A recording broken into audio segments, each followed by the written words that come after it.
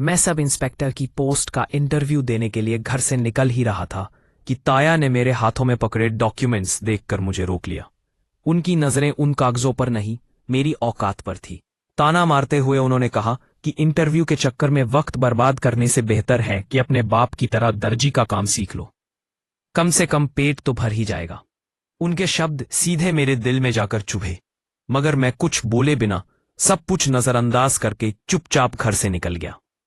फिर ऑफिस के सामने पहुंचा तो देखा एक बहुत बूढ़ा आदमी लोगों के आगे हाथ जोड़ जोड़कर अपनी दवाइयों के लिए पैसे मांग रहा था। उसकी आंखों में लाचारी थी और आवाज में बेबसी। जब मैंने जेब देखी तो सिर्फ वापसी का किराया था 200 रुपए, और एक पल के लिए मैं रुका, लेकिन अगले ही पल मैंने वह पैसे निकालकर उसके हाथ में रख दिए। दिल में यही था कि ऊपर वाला कहीं ना कहीं इसका सिला जरूर देगा। फिर मैं खुद बिना किराए की चिंता किए इंटरव्यू देने अंदर चला गया, और जब मुझे इंटरव्यू के लिए कमरे में बुलाया गया, सामने कुर्सी पर बैठे ऑफिसर पर मेरी नजर पड़ी तो मैं हैरान रह गया। मेरा दिल जोर जोर से धड़कने लगा, क्योंकि वह कोई और नहीं, वही बूढ़ा आदमी था जिसे मैं थोड़ी देर पहले दवा के लिए पैसे देकर आया था। मेरा नाम कृष है। उस पल शाम हो चुकी थी और ठंड भी बहुत तेज थी, लेकिन मैं अब तक घर नहीं पहुंचा था। जिस्म पर कपड़ों के सिवा कुछ भी नहीं था, ना कोट था, ना स्वेटर, ना शॉल। मैं तो घर से दोपहर में निकला था। मुझे कहाँ पता था कि कामों में इतनी देर हो जाएगी। पहले ताया के दोस्त के यहाँ सामान डिलीवर करना पड़ा, फिर उनकी बताई चीजें खरीदनी पड़ी। इन सब में कब अंधेरा हो गया पता ही नहीं चला। अब मैं मोटरसाइकिल पर घर लौट रहा था। सामने सामान लटका हुआ था और मैं ठंड से कांपता हुआ बाइक चला रहा था। चेहरे पर कुछ ढका भी नहीं था। ठंडी हवा जैसे नाक के अंदर घुसती चली जा रही थी। आंखें खुली हुई थी, लेकिन मन कर रहा था कि बस एक पल के लिए बंद कर लूं, मगर आंखें बंद करता तो रास्ता नहीं दिखता। एक्सीडेंट का डर अलग। बड़ी मुश्किल से आंखें खोले रखी। हाथ जिनसे मैंने मोटरसाइकिल पकड़ रखी थी वह बर्फ के जैसे ठंडे हो चुके थे। ऐसा लग रहा था जैसे अभी टूट कर गिर जाएंगे, पर शुक्र था कि पैरों में जूते थे, इसलिए वहां ज्यादा ठंड थी। महसूस नहीं हो रही थी, लेकिन पूरा जिस्म जैसे जम गया था। फिर करीब 15 मिनट बाद जब मैं घर के दरवाजे तक पहुंचा तो दिल से ऊपर वाले का शुक्र किया और दरवाजे पर दस्तक दी, मगर अंदर से कोई आवाज नहीं आई। मैं घबरा गया कि सब कहाँ चले गए थे। और फिर 5 मिनट के बाद दरवाजा खुला तो सामने मम्मी खड़ी थी। उन्हें देखकर मुझे हैरानी भी हुई और चिंता भी, क्योंकि जब मैं घर से निकला था तब उन्हें काफी तेज बुखार था। मैं जल्दी से मोटरसाइकिल अंदर लेकर गया। मम्मी किचन की तरफ जा रही थी। यह देखकर मैं और ज्यादा परेशान हो गया। मैंने उनको आवाज दी तो वह बैठक में ही रुक गई। मैं उनके पास पहुंचा और थोड़ा सख्त होकर बोला, मम्मी, आपको तो बुखार था ना, और मैंने कहा था कि बिस्तर से मत उठिए। डॉक्टर ने आराम करने को कहा है आपको, अब आप ऐसे काम कर रही है। मेरी बात सुनकर वह कुछ देर चुप रही, फिर हल्की सी मुस्कान के साथ बोली कि बेटा, तुम तो जानते हो ना, मुझे काम किए बिना चैन नहीं मिलता है। अब तबीयत भी कुछ ठीक लग रही है, इसलिए मैं खाना बना रही थी। तुम जाओ, गर्म कपड़े पहन लो, मैं भी तुम्हारे लिए खाना भिजवा दूंगी। उन्होंने नजरें चुरा ली। मेरा दिल नहीं माना, मगर क्या ही करता। माँ की बात पर यकीन तो करना ही पड़ा। फिर मैं कमरे की तरफ चला गया। अभी कमरे में पहुंचा ही था कि ख्याल आया, क्यों ना थोड़ा गर्म पानी पी लिया जाए। वैसे भी मैं डाइट पर था। किचन के दरवाजे तक पहुंचा ही था कि अचानक से एक आवाज कानों में पड़ी, अमृता, ये क्या तमाशा लगा रखा है? ये कैसी सब्जी बनाई है तुमने? बीमारी का मतलब यह तो नहीं कि कुछ भी उल्टा सीधा बना दोगी। ऐसा लग रहा है जैसे जहर डाल दिया हो। अब यह तुम खुद खाओ, हमारे लिए कुछ और बनाओ। यह आवाज ताई की थी। मम्मी बुखार में थी और उनसे ऐसे बात की जा रही थी।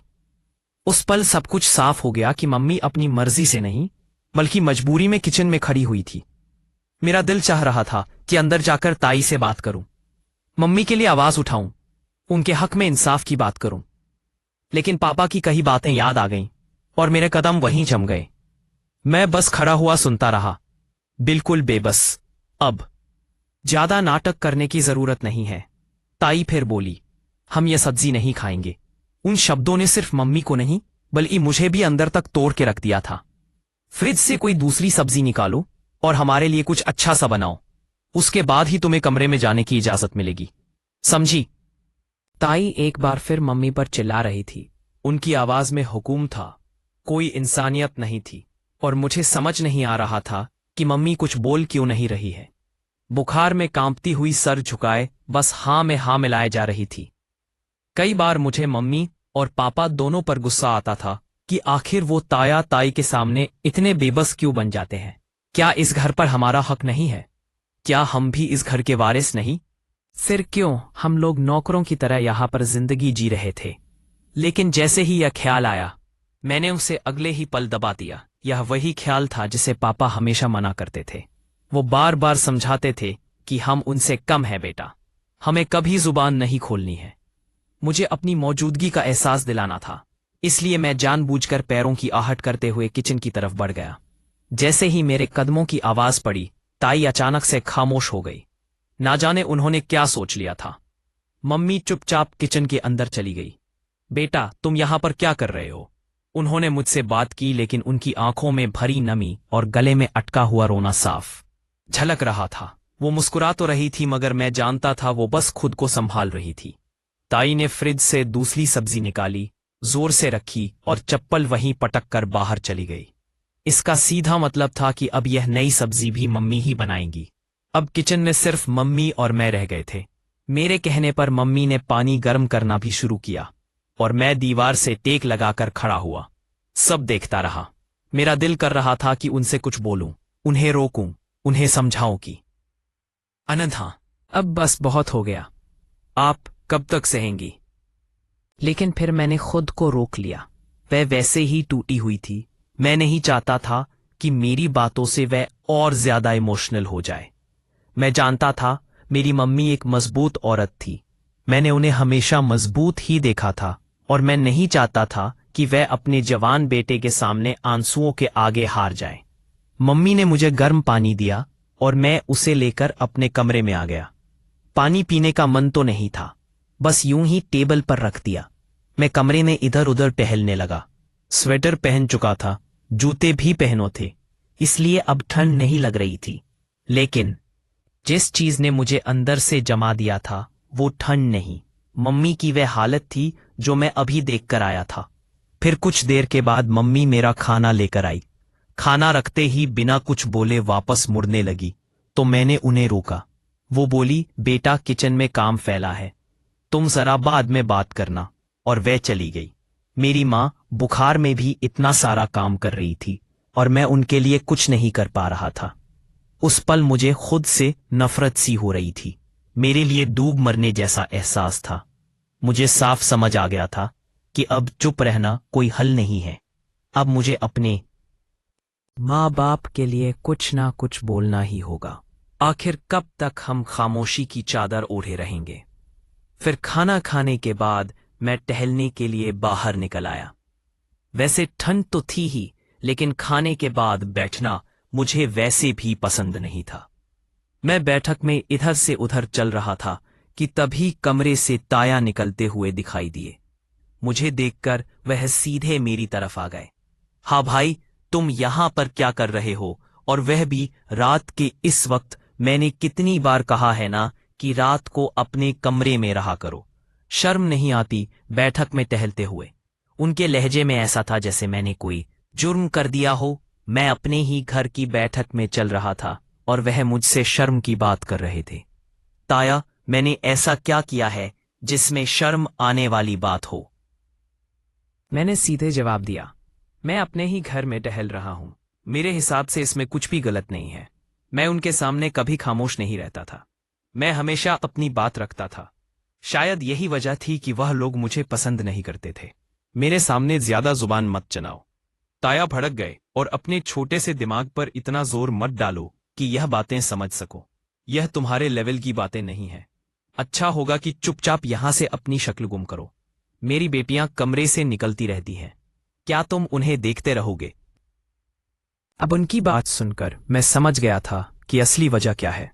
ताया, आपकी बात ठीक है, मैंने खुद को संभालते हुए कहा, लेकिन आपको भी पता है कि वह दोनों मेरी बहनें हैं।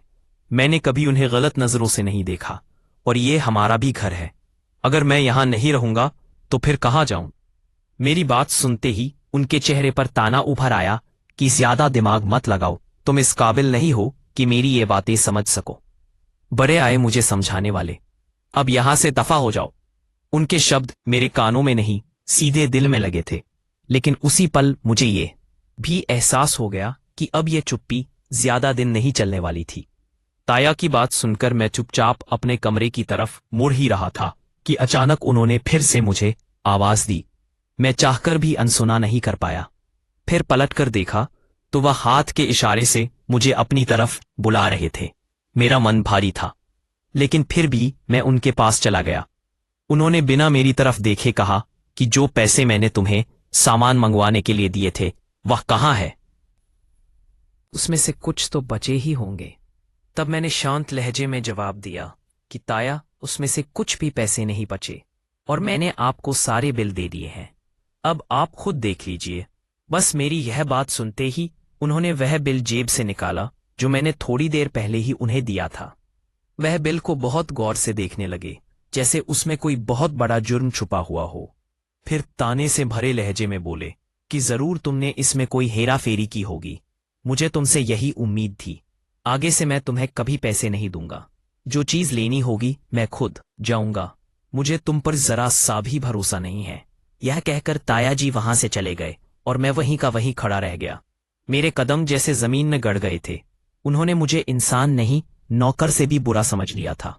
उस पल ऐसा लगा कि जैसे मेरी सारी इज्जत, सारी मेहनत, सब कुछ कुचल दिया गया हो। वह हमेशा ही मुझे नीचा दिखाकर चले जाते थे और अगर मुझसे कुछ हो भी जाए तो मम्मी और पापा को भी चैन से नहीं छोड़ते थे। यह सब मेरे लिए अंदर से मरने जैसा था। किसी तरह खुद को संभालते हुए मैं अपने कमरे में आ गया। दिमाग पूरी तरह गूम चुका था। मुझे गुस्सा भी था और अंदर बेबसी भी थी, लेकिन मैं क्या करता? मम्मी की हालत ठीक नहीं थी और पापा पिछले 2 दिनों से ताया जी के काम से दूसरे शहर गए हुए थे। उनकी दुकान बंद पड़ी थी और नुकसान हमारा ही हो रहा था। फिर भी पापा ताया के सामने कुछ नहीं कह पाते थे। मैंने उसी पल ठान लिया कि जब पापा वापस आएंगे तो मैं उनसे साफ साफ कहूंगा कि अब हमें अपना हिस्सा अलग कर लेना चाहिए, वरना हम पूरी जिंदगी इनके गुलाम बनकर ही रह जाएंगे। मैं बिस्तर पर लेटा हुआ था। आने वाले कल के सपने देखते देखते कब नींद आ गई थी इस बात का पता ही नहीं चला। और इसी तरह इतवार का वह सुहाना दिन भी गुजर गया जो दूसरों के लिए छुट्टी होता है, लेकिन मेरे लिए हमेशा एक वर्किंग डे होता था। ताया जी अपने सारे काम मुझसे ही करवाते थे। फिर आखिरकार अगला दिन भी आ गया। मैं सुबह सवेरे उठ गया, कमरे में बैठकर पढ़ाई करने लगा। मेरे डिग्री का आखिरी सेमेस्टर चल रहा था। उसके बाद मुझे नौकरी के लिए इंटरव्यू देने थे, इसलिए मैं अंदर ही अंदर बहुत एक्साइटेड था। मैंने मन ही मन सोच रखा था कि जिस दिन मैं कुछ बन गया उस दिन सबसे पहले पापा का यह काम छुड़वा दूंगा। वो अब बीमार रहने लगे थे, इतनी मेहनत उनके बस की नहीं थी। लेकिन मजबूरी थी, ताया का दबाव, पैसों की तंगी और ऊपर से घर की जिम्मेदारियां, टेंशन इंसान को वक्त से पहले बूढ़ा कर देती है। यह मैं अपने पापा में साफ देख रहा था। नाश्ते के लिए मैं किचन में आया। वहां मम्मी, ताई और इंदिरा खड़ी हुई थी। इंदिरा ताया की छोटी बेटी थी। उम्र करीब 15 साल थी। उसकी और मेरी अच्छी बनती थी। वह मुझे कृष भाई कहती थी। ताया की बड़ी बेटी श्रेया के चेहरे पर हमेशा गुस्सा रहता। शायद वह ताया पर ही गई थी। मम्मी ने मुझे नाश्ता दिया। मैं किचन में ही बैठकर नाश्ता करने लगा। इंदिरा भी वहीं बैठी थी। हम दोनों हल्की फुल्की बातें कर रहे थे। फिर थोड़ी देर के बाद मैं उसको बाइक पर बैठाकर घर से निकल आया। मुझे उसे स्कूल छोड़ना था। ताया पूरे दिन घर में चारपाई पर आराम करते रहते थे, लेकिन अपने बच्चों को स्कूल तक छोड़ने की कोशिश भी नहीं करते, जबकि वह पूरी तरह से सेहतमंद थे और बाइक भी चला सकते थे। पापा उनसे छोटे थे, लेकिन बीमारी और पैसों की कमी ने उन्हें कमजोर बना दिया था। इंदिरा को स्कूल छोड़कर मैं यूनिवर्सिटी आ गया। एक नए दिन की शुरुआत हो चुकी थी। अभी मैं यूनिवर्सिटी पहुंचा ही था कि ताया जी का कॉल आ गया। बोले मुझे तुमसे अभी कुछ काम है, जल्दी से घर आ जाओ। तो मैंने कहा, ताया जी मैं यूनिवर्सिटी में हूं और थोड़ी देर में मेरा तीसरा लेक्चर भी शुरू होने वाला है। छुट्टी से पहले आना मुमकिन नहीं है, इसीलिए जो भी काम है आप मुझे बता दीजिए, मैं आते वक्त उसे कर लूंगा। इतना सुनते ही ताया को गुस्सा आ गया और उन्होंने फोन काट दिया। मैंने भी फोन जेब में रख लिया। मैं बिना वजह उनके बारे में सोचकर अपना दिमाग खराब नहीं करना चाहता था। मुझे क्या पता था कि यूनिवर्सिटी से लौटने के बाद मेरे लिए एक और बेइज्जती मेरा इंतजार कर रही है। फिर शाम को यूनिवर्सिटी से छुट्टी के बाद जब मैं इंदिरा को लेकर घर पहुंचा तो देखा ताया बैठक में धूप सेकते हुए आराम से संतरे खा रहे थे। मुझे देखकर उनके चेहरे पर इतना ज्यादा गुस्सा आ गया कि जैसे ही मैंने उनका कोई बहुत बड़ा नुकसान कर दिया हो। मैं अपने कमरे की तरफ जाने लगा तो इतने में मुझे आवाज दी गई कि भाई आपको पापा बुला रहे हैं। इंदिरा की आवाज पर आखिरकार मुझे ताया के सामने जाना ही पड़ा। मैं हाथ बांधकर कंधे पर बैग लटकाए खड़ा हुआ था। मुझे भी हिम्मत नहीं थी कि मैं उनकी आंखों में जाकर आंखें डाल सकूं। भले ही मैं उनको जवाब तो दे दिया करता था, पर वो मेरे बुजुर्ग थे, वो मेरे बड़े थे। मैंने हमेशा उनके सामने नजरें नीची रखी। पापा ने मुझे यही सिखाया था और मैं हमेशा यही करता था, पापा की बात मानता था। ताया जो चारपाई पर बैठे हुए थे, चारपाई से उठे और मेरे मुंह पर एक जोरदार थप्पड़ मार दिया, वो भी ताई और श्रेया की मौजूदगी में। तभी ताई ने अपना मुंह फेर लिया जैसे वो देखना ही नहीं चाहती हो, और श्रेया ने अपने मुंह पर हाथ रख लिया और उसकी आंखों से मुझे लग रहा था कि वो हाथ रखकर अपनी हंसी छुपा रही है। वो मुझ पर हंस रही थी। ताया, यह क्या किया आपने? मेरी क्या गलती थी जो आपने मुझ पर हाथ उठा दिया? मैं बहुत गुस्से में आ गया था और गुस्सा मुझे अपने ननिहाल की तरफ से विरासत में मिला था। मम्मी बिल्कुल गुस्से वाली नहीं थी, पर मेरे इकलौते मामा बहुत ही गुस्से वाले थे और मम्मी कहती थी कि तुम उनके ऊपर ही गए हो। जैसे ही मैंने ये कहा तो ताया और थप्पड़ लगाने वाले थे, पर मैंने उनका हाथ पकड़ लिया तो बस उसी वक्त में ही मुसीबत आ गई। ताया ने अपना हाथ छुड़ा लिया और जल्दी से पापा का नंबर डायल करने लगे। मुझे पता नहीं था कि पापा वापस आ चुके हैं, पर ताया के कॉल करने के अंदाज से लग रहा था कि वह वापस आ गए हैं और अब दुकान पर भी जा चुके हैं। हर्ष, तुम जल्दी से जल्दी घर पर आओ, तुम्हारे बेटे ने आज हद करके रख दी है। अब मैं तुम लोगों को इस घर में नहीं रखूंगा, तुम बस जल्दी से घर आओ, आज इसका फैसला होकर ही रहेगा। ताया फोन पर ही चिल्लाने लगे थे। उनके मुंह से घर से निकलने वाली बात सुनकर मुझे सुकून आ गया। मैं भी तो यही चाहता था कि हम अपना पोर्शन अलग कर लें। बीच में दीवार तो होनी ही थी और यह कोई बहुत बड़ा काम नहीं था। यह हम लोगों की सेल्फ रिस्पेक्ट के लिए बहुत ही जरूरी था। पर मैं नहीं जानता था कि पापा के आने पर यहां पर कौन सा हंगामा होने वाला है। और फिर पापा 15 मिनट के अंदर ही पुरानी मोटरसाइकिल पर घर पर पहुंच गए थे। उनके चेहरे पर बहुत गुस्सा था। आते के साथ ही उन्होंने मुझे डांटना शुरू कर दिया कि तुमने ताया जी के सामने जुबान क्यों चलाई है। तो मैंने भी सबके सामने कह दिया कि ताया ने ही तो शुरू करी थी और मैं कोई छोटा बच्चा तो नहीं हूं जो ये मेरे मुंह पर थप्पड़ लगा देंगे। ये बात मैंने पापा से कही तो ताया कहने लगे कि देख लो हर्ष, अपने बेटे को यही परवरिश करी है तुमने अपने बेटे की। मेरे बच्चों को देख लो, आज तक मेरे सामने जुबान नहीं चला सकते। मेरा भी तो बेटा है, बेटियां हैं, पर नहीं, वो मेरे सामने नहीं बोलते हैं।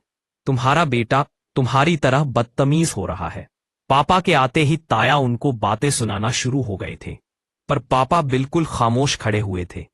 मैंने पापा को हाथ के इशारे से रोक लिया कि आप कुछ क्यों नहीं बोल रहे, आप अपने हक के लिए बोलिए।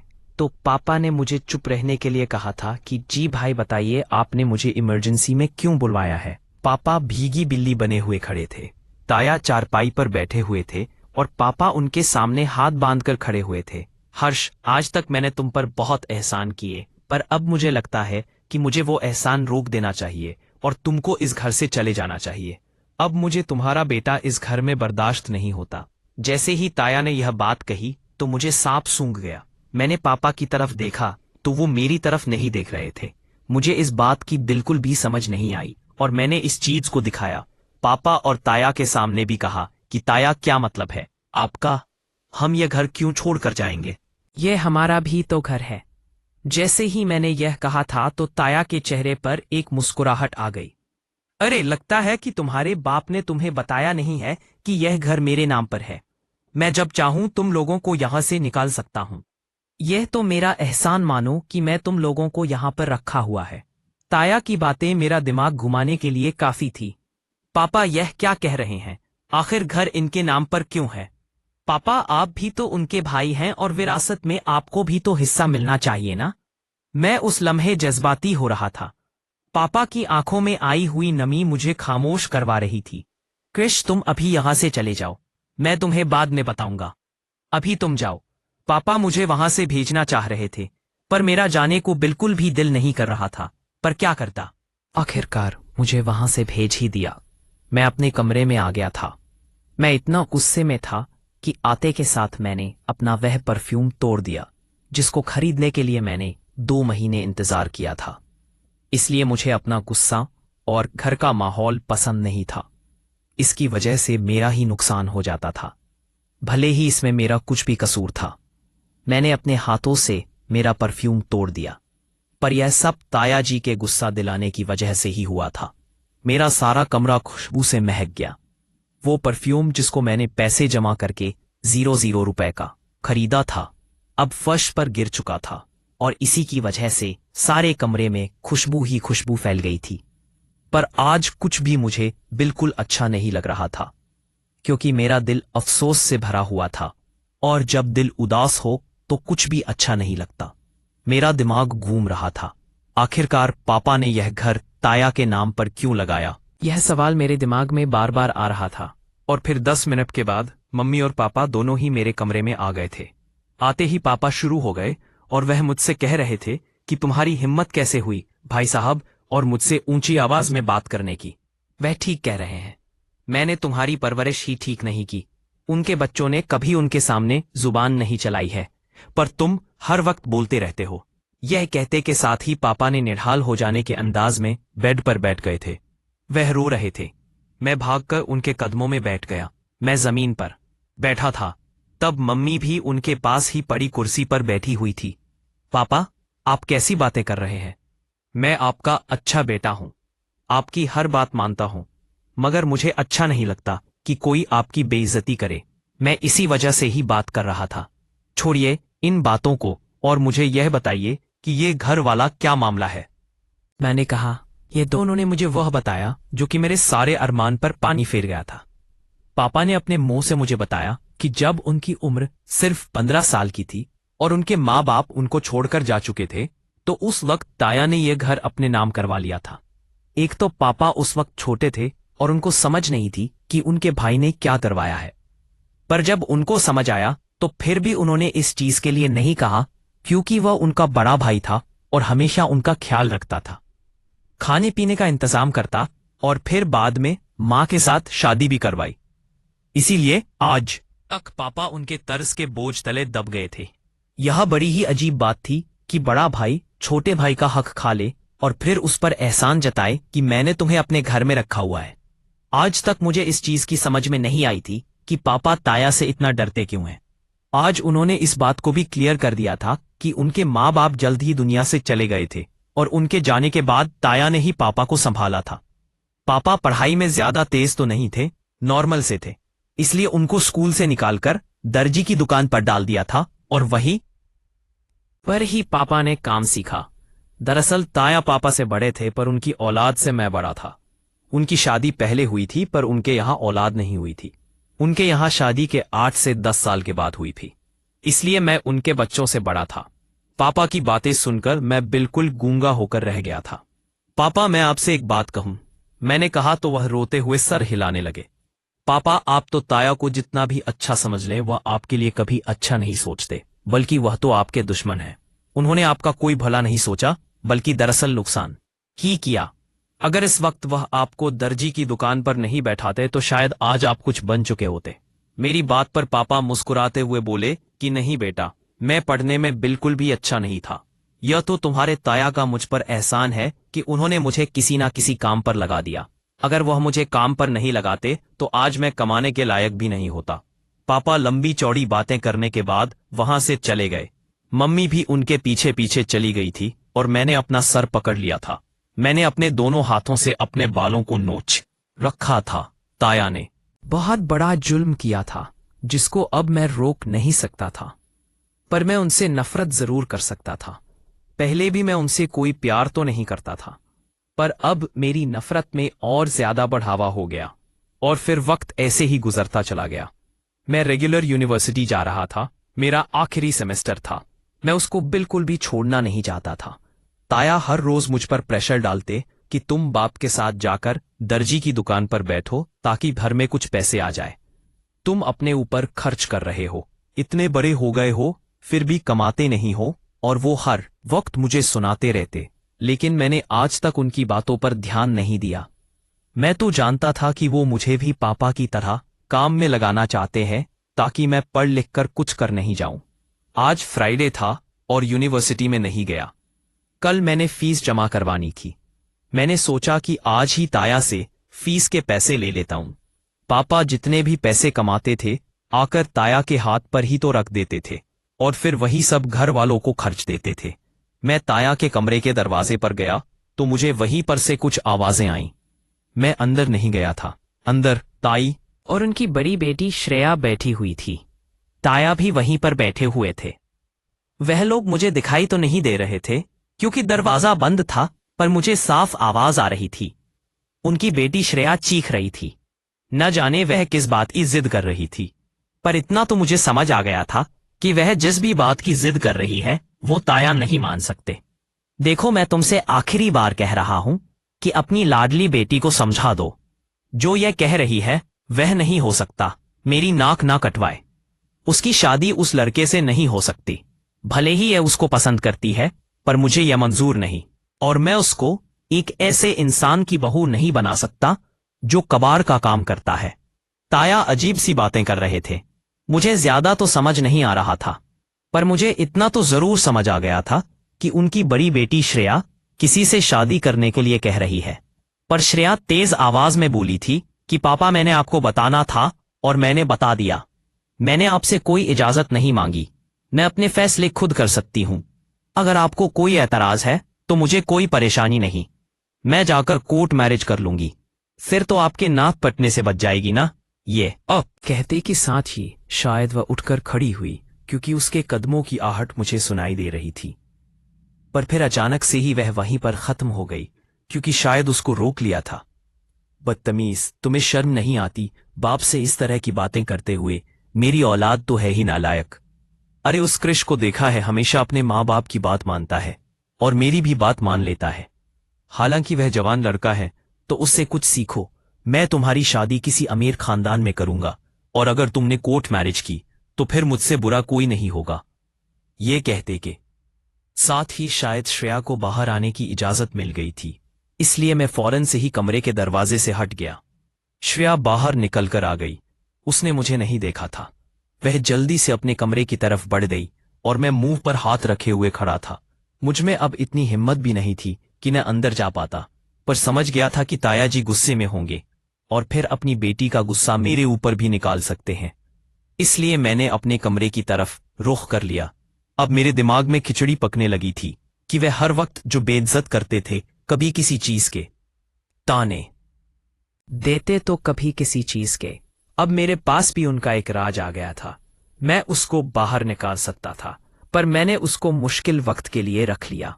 और फिर हफ्ते के दिन लड़गड़ कर आखिर मैंने ताया से फीस ले ली और यूनिवर्सिटी रवाना हो गया। मेरी जिंदगी आम दिनों की तरह चल रही थी, पर ताया के यहां घर में खलबली मची हुई थी। एक बार मैंने मम्मी से पूछने की भी कोशिश की, पर उनको कुछ खास पता नहीं था, या शायद वो बताना नहीं चाह रही थी। मैंने सोच लिया कि मैं इस मामले की तह तक जाऊंगा। ताया हमेशा मुझे बिना वजह बेइज्जत कर देते थे। कभी पापा की जवानी की बातें याद करा के मुझे बातें सुनाते, तो कभी मुझे माँ के खानदान के ताने देते, क्योंकि मम्मी गरीब खानदान से ताल्लुक रखती थी। शादी भी वहां उन्होंने खुद करवाई थी। पापा तो उस वक्त उनके रहमो करम पर थे। रहमो करम पर तो अभी भी थे, पर फिर भी वो ताने मारते हुए जरा भी नहीं सोचते थे। फिर मैंने सोच लिया कि मैं इस मामले की तह तक जाऊंगा। आज तक मैंने मम्मी पापा से इस बारे में बात नहीं की थी कि श्रेय ने ताया से किस बारे में बहस की है, पर मैं ये जानता था कि एक ना एक दिन मुझे लोगों को बताना ही पड़ेगा। एक हफ्ते के बाद जब मैं यूनिवर्सिटी से बाहर वापस आ रहा था, तो मैंने देखा कि एक गाड़ी में श्रेया किसी लड़के के साथ जा रही है, पर उस गाड़ी का पीछा किया तो वो एक बड़े से बंगले के अंदर चली गई। तो मुझे बड़ी हैरत हुई। उस वक्त तो ताया कह रहे थे कि वह किसी गरीब के बेटे से अपनी बेटी की शादी नहीं करेंगे, तो फिर उनकी बेटी इस बड़े से बंगले में क्यों जा रही है। पर मैं क्या कर सकता था। मैंने उस बंगले को देखा और फिर अपने घर की तरफ चल दिया। मुझे पता नहीं था कि आज श्रेया वह कारनामा करके आ रही है जिससे ताया ने उसको रोका था। जब वह घर पर आई तो वह डरी हुई थी, सहमी हुई सी लग रही थी। किसी ने भी उस बात को नोट नहीं किया, पर मैं वह सब कुछ देख रहा था, इसलिए मुझे कुछ ज्यादा ही महसूस हो रहा था। मैं जानबूझकर उसके कमरे के दरवाजे के बाहर खड़ा हुआ था। मेरी बातें सुनने की आदत नहीं थी, पर जब से मैंने यह बात सुनी थी तो मेरा सारा फोकस उसके ऊपर ही आ गया कि मैं इस मामले के बारे में पता लगाऊंगा कि अचानक से श्रेया की आवाज कमरे से आई। शायद वह मोबाइल पर किसी से बात कर रही थी। वह कह रही थी कि अभी मैं घर में किसी को नहीं बताऊंगी कि हमारी शादी हो गई है। जब तुम रिश्ता भेजोगे और घर वालों ने रिश्ता अपना लिया तो उस वक्त ही मैं उन लोगों को बता दूंगी। तुम फिक्र नहीं करो। श्रेया की बातें मैं बड़े आराम से सुन सकता था। शादी वाली बात सुनकर मुझे सांप सूंघ गया। मुझे ऐसा लग रहा था कि मेरी सांस नहीं आ रही। मैं इतना ज्यादा घबरा गया कि वह इतना बड़ा कदम कैसे उठा सकती है, और वह भी लड़की होकर यह कदम उठाकर आई थी। वह भी अपने माँ बाप की मर्जी के खिलाफ जाकर। मैंने भी खामोशी बनाए रखी। मैंने सोचा कि मैं क्यों इस बेचारी की इज्जत को उछालूं। जब उसके माँ बाप को पता है कि वह किसी को पसंद करती है तो मेरा हक नहीं बनता कि मैं उनको दोबारा से बताऊं। बस मुझे सही वक्त का इंतजार था। मेरा सेमेस्टर खत्म होने को था। 4 दिन बाद मेरे पेपर शुरू होने वाले थे, इसलिए मैं किसी भी चीज के बारे में सोचना नहीं चाहता था। मैं अपनी पढ़ाई में लगा हुआ था। मैंने श्रेया और उसके मामले को बिल्कुल ही दबा दिया था। मैं इस बारे में सोचता भी नहीं था। 1-2 बार मम्मी ने मुझसे बात भी की थी कि पता नहीं भाई साहब के यहाँ क्या खिचड़ी पक रही है। अक्सर उनके कमरे से चिल्लाने की आवाजें आती रहती है। पता नहीं क्या परेशानी है। मम्मी ने मुझसे पूछा भी था, पर मैंने उनको नहीं बताया, क्योंकि मुझे पता था कि अगर आप किसी की इज्जत रखेंगे तो ऊपर वाला आपकी इज्जत रखेगा, और अगर आप किसी की इज्जत उछालेंगे तो आपकी इज्जत उछाली जाएगी। और मैं नहीं चाहता था कि मेरी इज्जत उछाली जाए। भले ही हर वक्त ताया हमें बेइज्जत करके रख देते थे, पर फिर भी पहले उनकी बेटी की इज्जत को अपनी इज्जत समझकर दिल में दबा लिया, और आज तक किसी को नहीं बताया कि वह शादी कर चुकी है। वो दूसरे लोग भी इस चीज से आजाद थे, और आखिरकार मेरे पेपर शुरू हो गए। अब तो मैं अपने कमरे से बाहर ही नहीं निकलता था।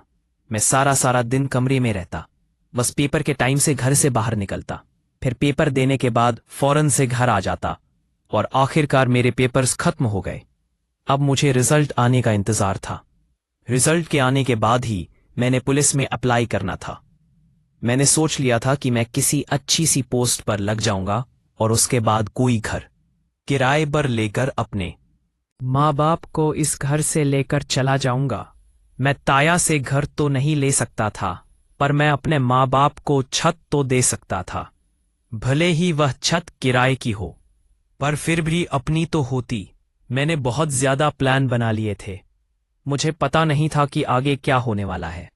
वक्त गुजरता जा रहा था। अब मैं सारा दिन घर पर ही रहता। ताया एक रिटायर्ड हेडमास्टर थे। उनकी अच्छी खासी पेंशन आती थी, इसलिए वह कोई काम नहीं करते थे। उनकी पेंशन पर ही उनका घर चल रहा था। पापा भी जो कमा कर लाते थे वह उनकी हथेली पर ही रख देते। किचन का सामान तो इकट्ठा मंगवाया जाता था। हमें पता नहीं था कि वह अपने पैसों से किचन में कितना सौदा डलवाते हैं और हमारे पैसों से कितना। बस जितनी भी कमाई थी पापा उनके हाथ पर रख देते थे। मुझे यह बात अच्छी नहीं लगती थी। एक बार मैंने पापा से कहा भी था कि आप मेरा खर्चा मुझे दे दिया करें। मुझे अच्छा नहीं लगता कि बाप के होते हुए मैं ताया के सामने हाथ फैलाऊं। तो उस वक्त पापा कहते थे कि बेटा तुम्हारी क्या परेशानी है। जब मैं भाई साहब के सामने हाथ फैलाता हूं तो तुम भी फैला लो, इसमें कोई ऐसी परेशानी की बात नहीं है।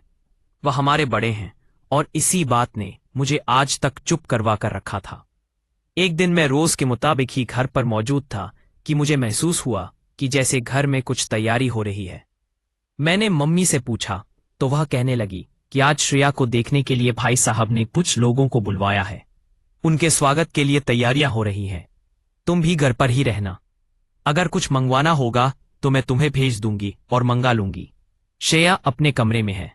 मैं छुपी हुई पड़ी थी, जिससे यही दिख रहा था कि उसके माँ बाप अपनी मर्जी से किसी रिश्ते वालों को बुला रहे हैं। यह तो बड़ी गलत बात थी। वह तो पहले से ही शादीशुदा थी और फिर भी उसको रिश्ते वाले देखने के लिए आ रहे थे। इस वक्त मैंने सोचा कि मैं ताया को कह देता हूं कि ताकि वह अपनी बेटी से पूछ लें और बेइज्जती से बच जाए। मैं ताया के कमरे में गया था तो वह मोबाइल पर उन रिश्ते वालों से ही बातें कर रहे थे। शायद वह उनसे कह रहे थे कि आप लोग दोपहर में आ जाएं। मेरा दिल चाह रहा था कि ताया को वहीं पर रोक दूं, पर क्या करता। वो कॉल पर बात कर रहे थे। मुझे सब्र करना पड़ा और कॉल खत्म होने के बाद उन्होंने मेरी तरफ देखना शुरू कर दिया कि तुम यहां पर क्या कर रहे हो? सर पर आकर सवार हो गए हो? जाओ यहां से, मेरी तबीयत ठीक नहीं है।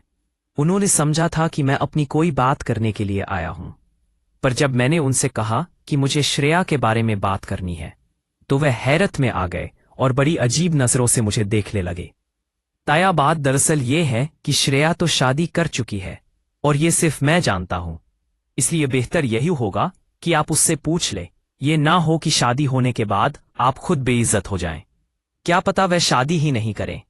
उस समय सबसे ज्यादा आपको ही तकलीफ होगी, क्योंकि जब वह कह रही थी तो आपको उसकी बात मान लेनी चाहिए थी। मैंने श्रेया के फेवर में बात की थी, इसलिए ताया ने मुझे सुनानी शुरू कर दी।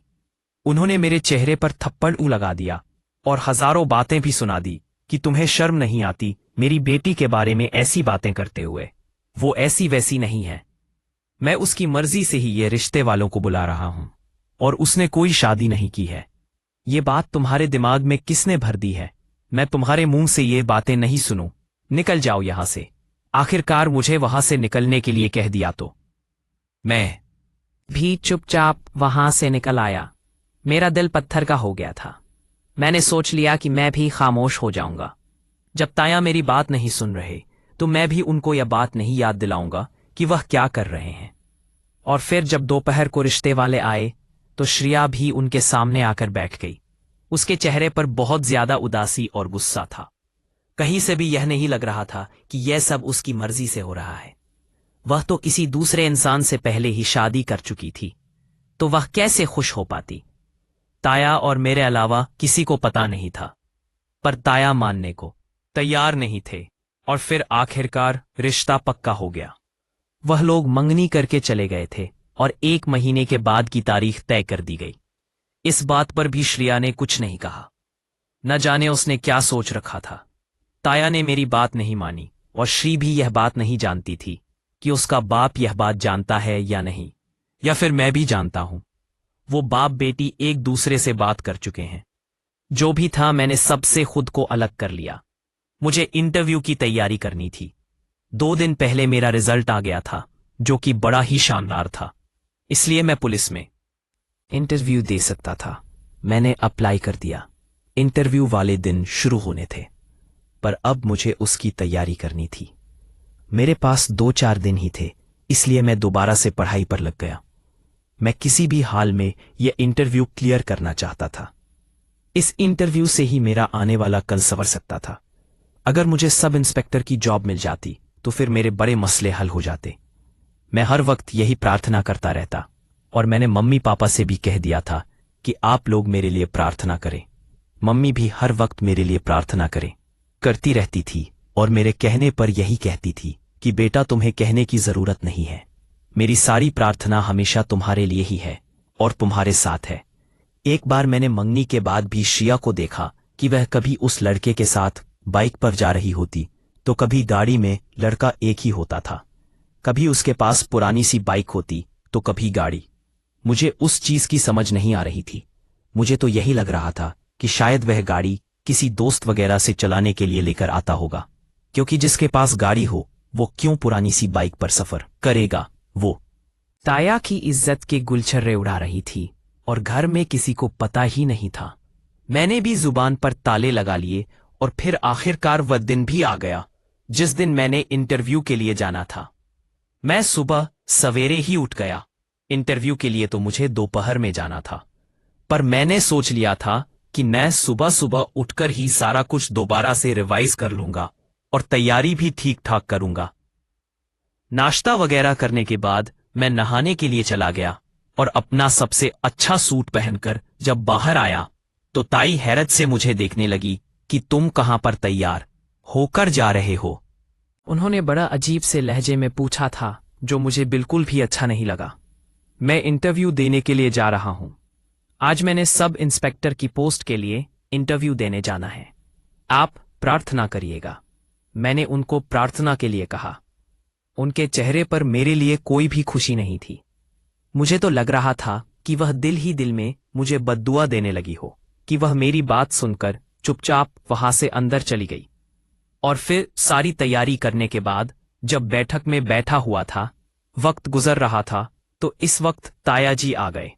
मेरे हाथ में फाइल देखकर वह मुझ पर चिल्लाने लगे।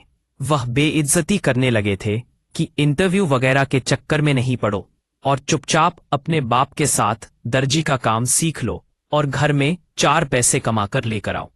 फिर कब तक ऐसे रहोगे? तुम्हें क्या लगता है कि तुम इस इंटरव्यू को क्लियर कर लोगे? तुम्हारी इतनी कैपेसिटी नहीं है, इसलिए अभी से पीछे हट जाओ। ताया गुस्सा भी कर रहे थे और मुझे रोक भी रहे थे। उस वक्त मुझे गुस्सा तो बड़ा आया, पर मैंने सारा गुस्सा पी लिया। मैंने थोड़ी देर पहले ही यह बात डिसाइड कर ली थी कि अगर कोई मुझे रोकने के लिए आया तो रुकना तो मुझे वैसे भी नहीं है और ना ही मैं उनके सामने जुबान लगाऊंगा, क्योंकि इस तरह मेरी सारी एनर्जी यहीं पर वेस्ट हो जाती। मैंने उनकी बातों को नजरअंदाज कर दिया और बाहर निकल आया। जैसे ही मैं ऑफिस के बाहर पहुंचा तो वहां पर मुझे एक बूढ़ा आदमी नजर आया जो बहुत ज्यादा गरीब लग रहा था। कपड़े भी फटे हुए पुराने से थे और वह रोते हुए किसी से पैसे मांग रहा था। जब मैंने उसकी आवाज सुनी तो वह यही कह रहा था कि उसको अपनी दवाई खरीदनी है, लेकिन कोई भी उसको पैसे नहीं दे रहा। मेरी जेब में सिर्फ 200 रुपए पड़े हुए थे। बाइक कुछ दिनों से खराब हो गई थी और ठीक करवाने के पैसे नहीं थे, इसलिए मैं बस के जरिए यहां पर आया था और वापस भी मुझे बस से ही जाना था। पर अब मैंने सोच लिया था कि मैं वह किराए के पैसे इस बुजुर्ग को दे दूंगा ताकि उसकी मदद हो जाए। मैंने जेब से वह 200 रुपए निकाले और उसकी हथेली पर रख दिए और फिर अपनी मंजिल की तरफ चल पड़ा। मैं इंतजार कर रहा था। बाकी भी बहुत सारे लोग इंटरव्यू देने के लिए वहां पर आए हुए थे। जब मेरी बारी आई और मैं कमरे के अंदर गया तो सामने बैठे हुए ऑफिसर को देखकर हैरान रह गया। ये कोई और नहीं, वही बुजुर्ग थे, पर अब उनका हुलिया बिल्कुल बदल चुका था। वह 3 पीस सूट में थे, बालों को अच्छी तरह से सेट किया हुआ था, बड़े कॉन्फिडेंस के साथ बैठे हुए थे। मुझे देखकर मुस्कुराते हुए बोले कि तुम्हें इंटरव्यू देने की जरूरत ही नहीं है, तुम्हारा इंतजार करने की है। इंटरव्यू तो पहले ही हो चुका है। उनके मुंह से ऐसी बात सुनकर मैं और ज्यादा हैरत में आ गया। इससे पहले कि मैं कुछ पूछता, उन्होंने सारी बात खुद ही बता दी। उन्होंने मुझे बताया कि उनको अच्छा लगता है कि इंटरव्यू लेने से पहले इंसानियत का टेस्ट ले ले, और मैं इस टेस्ट में पास हो गया था और किसी ने भी उनकी मदद नहीं की थी। पर मैंने उनकी मदद 200 रुपए से की थी, इसलिए वह मेरा इंटरव्यू नहीं ले रहे थे। और फिर उन्होंने मुझे ये कहा कि सुना है कि तुम सब इंस्पेक्टर की पोस्ट पर लग चुके हो। ये मेरे लिए बड़ी खुशी की बात थी। उसी वक्त मेरी आंखों से आंसू निकलने लगे। मुझे समझ नहीं आ रही थी कि मैं ऊपर वाले से कैसे शुक्र करूं।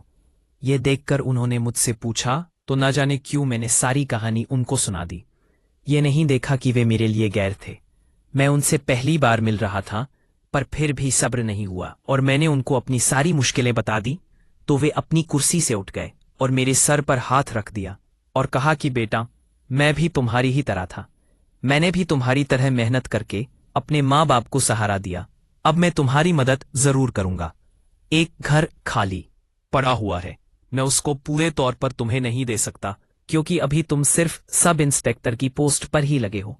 इसके बाद तुम मेहनत करना तो तुम आगे की पोस्ट हासिल करना, लेकिन जब तक वे घर खाली ही पड़ा है तो तुम वहां पर रह लो।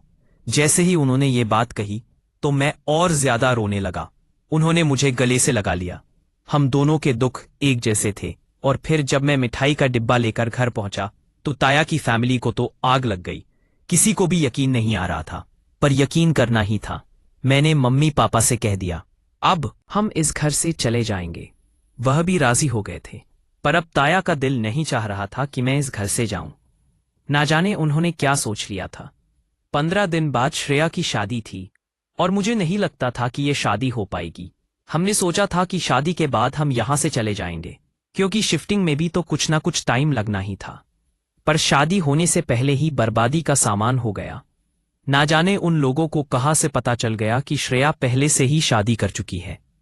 वैसे तो ये बातें छुप नहीं पाती, और फिर वैसा ही हुआ।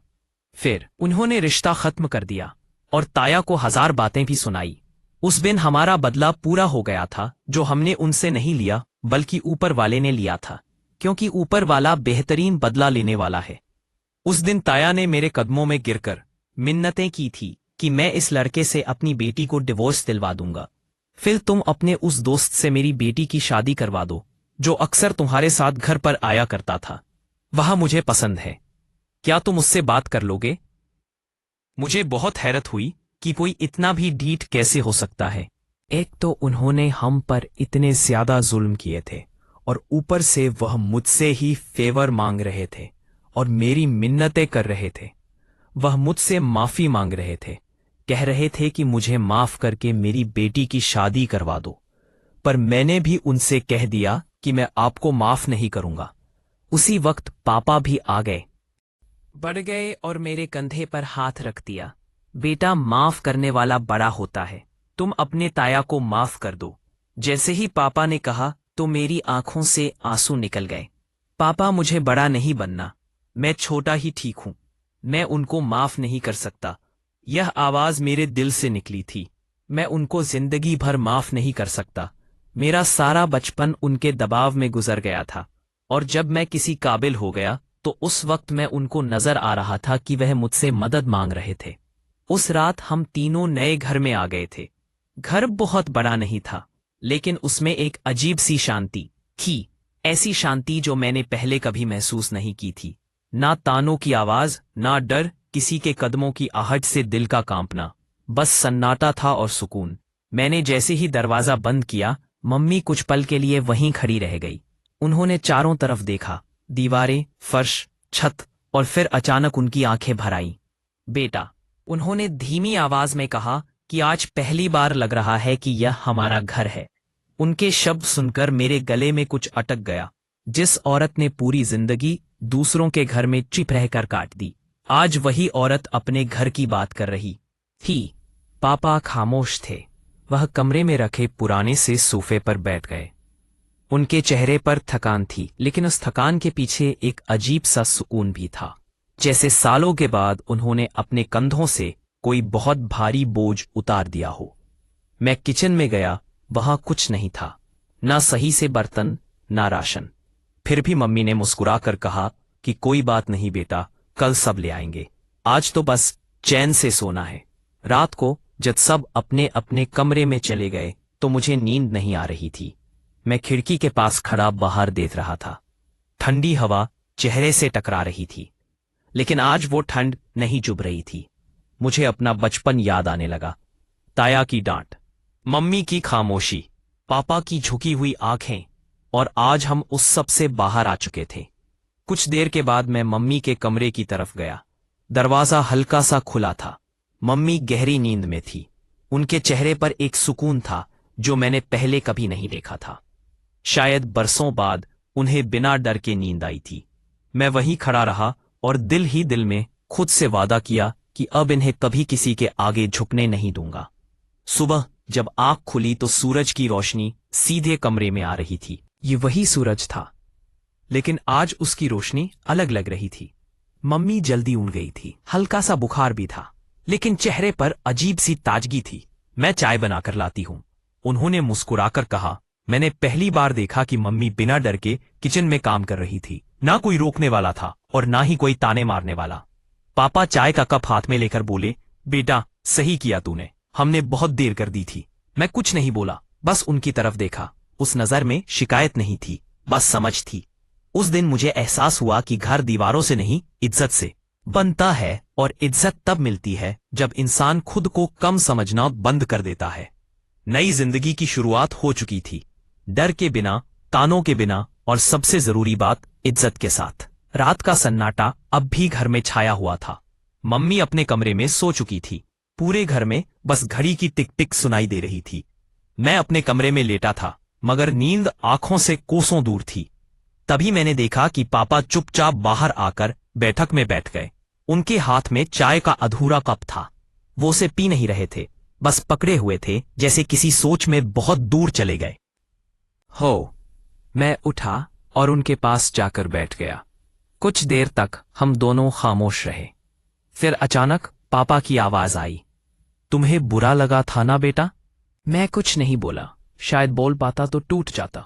पापा ने गहरी सांस ली। मैं जानता हूं मैंने तुम्हें बहुत कुछ सहने दिया।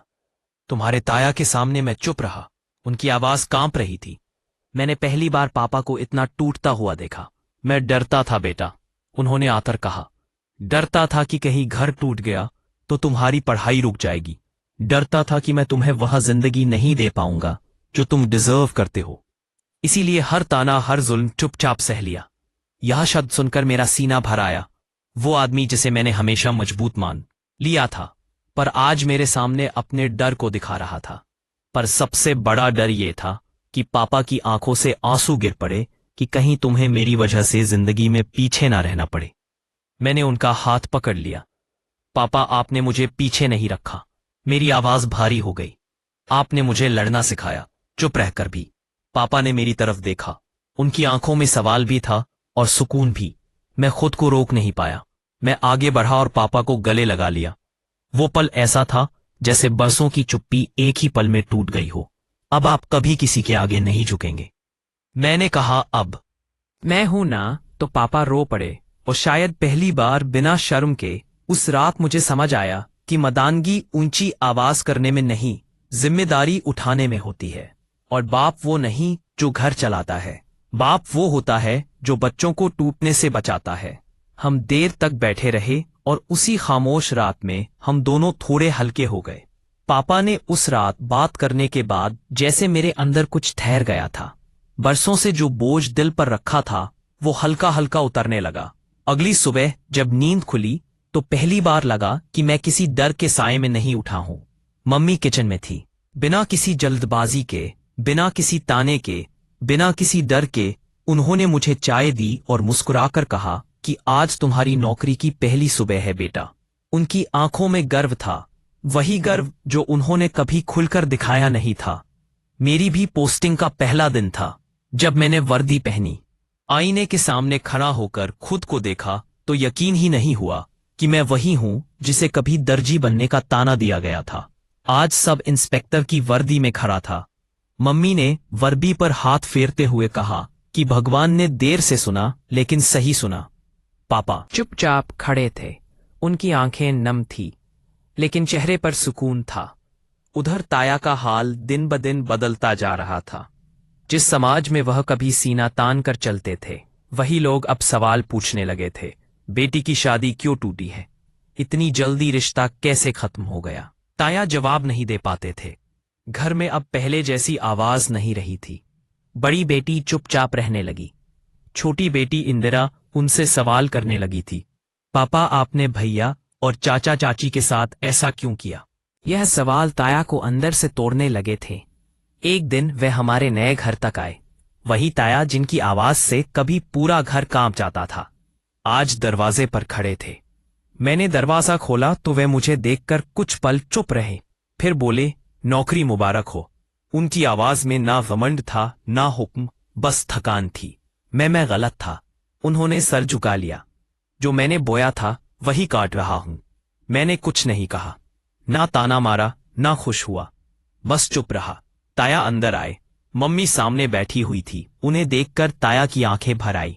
भाभी, मैंने बहुत जुल्म किया। मुझे सच में उस दिन से चैन नहीं है।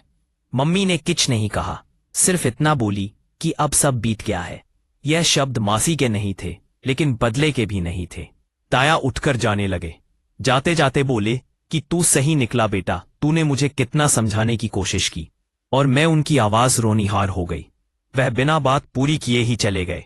उस दिन मुझे समझ आया कि पछतावा सजा से बड़ा होता है। नई नौकरी के साथ मेरी जिंदगी का नया दौर शुरू हो गया था। थाने में पहला दिन आसान नहीं था। लोग शक की नजर से देखते थे, कुछ जलते थे, कुछ उम्मीद से भी देखते थे। अब मैंने खुद से वादा किया कि मैं कभी अपनी वर्दी का इस्तेमाल किसी कमजोर को दबाने के लिए नहीं करूंगा। हर केस के साथ मुझे अपना बचपन याद आता था। माँ की खामोशी, पापा की मजबूरी और ताया की ऊंची आवाज, शायद यही वजह थी कि मैं हर किसी की बात ध्यान से सुनता। एक शाम ड्यूटी से लौटकर जब घर आया तो मम्मी दरवाजे पर खड़ी थी। आज जल्दी आ गए बेटा? हाँ मम्मी, आज मन नहीं किया देर तक रहने का। तो वह मुस्कुराई। मैं कमरे में गया, वर्दी उतारी और कुर्सी पर टांग दी। उसी कुर्सी पर जहां कभी मेरे डर टंगे रहते थे, आज वहां सिर्फ वर्दी थी और इज्जत। कभी कभी ताया का चेहरा याद आता है, उनकी झुके हुए कंधे, उनकी बुझी हुई आवाज। मुझे खुशी नहीं मिलती। उस हालत को याद करके बस यकीन मिलता है कि जुल्म का हिसाब इंसान नहीं, ऊपर वाला करता है। हमने किसी से बदला नहीं लिया, बस आगे बढ़ गए और शायद यही सबसे बड़ी जीत थी। जिंदगी में सच्ची जीत बदला लेने में नहीं, बल्कि मेहनत, सब्र और ईमानदारी से आगे बढ़ने में होती है। जो दूसरों को दबाता है, वक्त उसे झुका देता है, और जो चुपचाप सही रास्ते पर चलता है, उसे ऊपर वाला जरूर उसका हक देता है। दोस्तों, उम्मीद करती हूँ आपको हमारी कहानी पसंद आई होगी। कहानी पसंद आई है तो वीडियो को लाइक करें, चैनल पर नए हैं तो चैनल को सब्सक्राइब करें, और हाँ, नोटिफिकेशन बेल को जरूर दबाएं ताकि अगली अपडेट सबसे पहले आपको मिले।